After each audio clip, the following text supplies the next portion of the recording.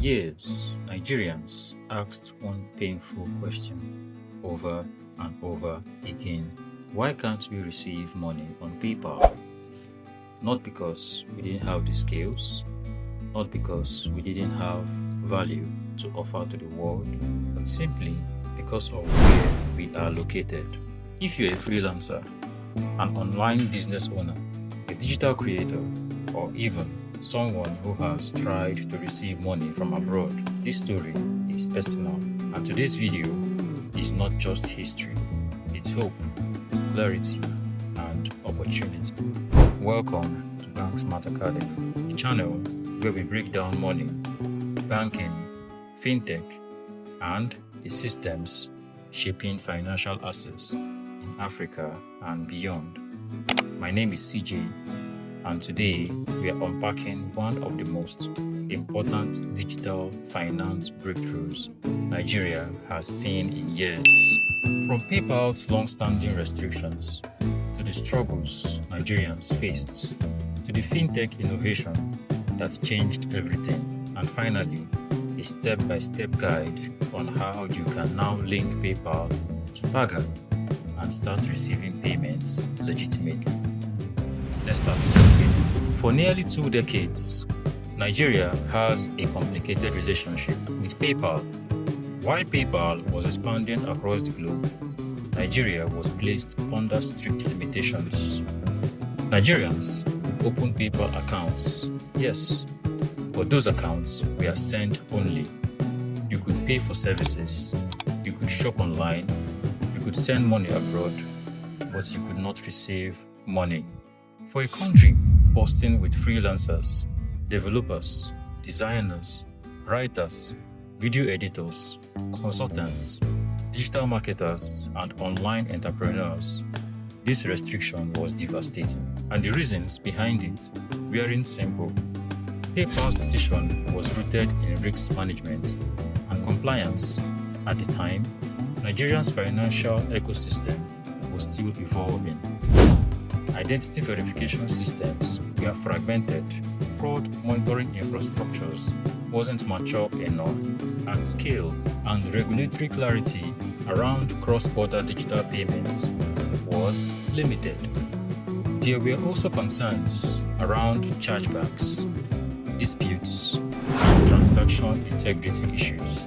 PayPal takes extremely seriously as a global payment processor operating under strict anti-money laundering and know your customer laws, otherwise known as AML and KYC laws. So, instead of fully opening the markets, PayPal took a conservative approach, limit inbound access. But while PayPal stayed cautious, Nigerians stayed creative. People found ways around the system. Some opened PayPal accounts with foreign addresses, some depended on relatives abroad, others used third-party exchangers with high fees and serious risk. Many accounts were frozen, funds were lost, businesses suffered credibility damage. Yet, despite all of this, Nigeria's digital economy didn't slow down. It grew, and that growth is exactly what changed the story. Over the years, Nigeria's fintech sector matured rapidly. We saw the rise of instant transfers, BVN-linked identity systems, NIN verifications, real-time fraud detection, strong regulatory frameworks, digital wallets capable of operating at scale. Nigeria didn't just catch up, it built solutions uniquely suited to its markets. And one fintech played a critical role in bridging Nigeria to the global financial system: Paga. Paga wasn't just offering payments, it was offering trusts. With millions of users, deep compliance system, strong KYC processes, and reliable local settlement rails, Paga became the missing link PayPal needed. Instead of PayPal lifting restrictions blindly, a smarter solution emerged: partnership. The PayPal-Paga collaboration is not just an integration, it's a bridge. PayPal brings global reach, international merchants, and cross-border credibility. Paga brings local compliance, Naira settlements, identity verification, and regulatory trusts. Together, they solved the problem that had existed for years. And for the first time, Nigerians would officially receive PayPal payments without workarounds, without fear, and without violating policies. This was a turning point. So what does this mean in real terms?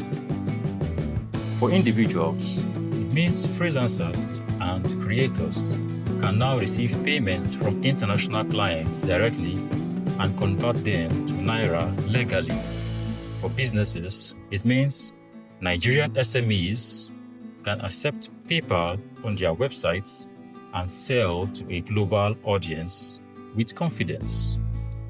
For the economy, it means more transparent forex inflow and stronger participation in the global markets. But now comes the most important part, how you can actually use it. Let's walk through the exact steps to link your PayPal account to your Paga account. This part is very important, so listen carefully. First, ensure you have a fully verified Paga account. Verification is crucial because unverified accounts may not see the PayPal option or may face limits. Once you're logged into the Paga app, look at the top right corner of your screen. You will see the account section. Click on the account section. Inside, you will see two key options, USD accounts and PayPal accounts. Click on PayPal accounts. Next, tap on Connect PayPal. At this point, you have two options. If you do not have a PayPal account, you can create a new one directly from the app. If you already have a PayPal account, simply log in with your PayPal email and password. After logging in, your PayPal will request permission to link with Paga. Click on Agree and Connect. Congratulations, your PayPal account has now been successfully linked to your Paga wallet. Now, one very important note. The PayPal account must be registered for the same country as your Paga account, that is, Nigeria. If the countries and name do not match, the linking process will fail. Once linked, receiving payments becomes straightforward. You share your PayPal email with clients or platforms. Payments sent to your PayPal flow through the integration. You can then withdraw in Naira, transfer to your bank, or use funds within the Paga ecosystem. This is no longer a workaround. It is a supported system. Beyond the technical side, this moment represents something bigger. It shows that Nigeria is no longer waiting for permission to participate globally. We are building systems that demand inclusion. It shows that when local infrastructure matures, global platforms respond. And it proves that Fintech is not just about apps, it's about access. Nigeria is making its mark in the global markets, not just as a consumer, but as a contributor, a seller, and a service provider. So let me ask you this. Is this the best time for PayPal to lift these restrictions? Or should it have happened much earlier? And beyond PayPal, what other bans or financial limitations do you think should be lifted next? Drop your thoughts in the comments. Let's have the conversation. If you found this video helpful, insightful, or empowering, like the video, share it to someone who needs it, and subscribe to Bank Smart Academy. This is CJ, and I will see you in the next one. This is Bank Smart Academy, your guide to smarter banking. Thank you for watching. Bye.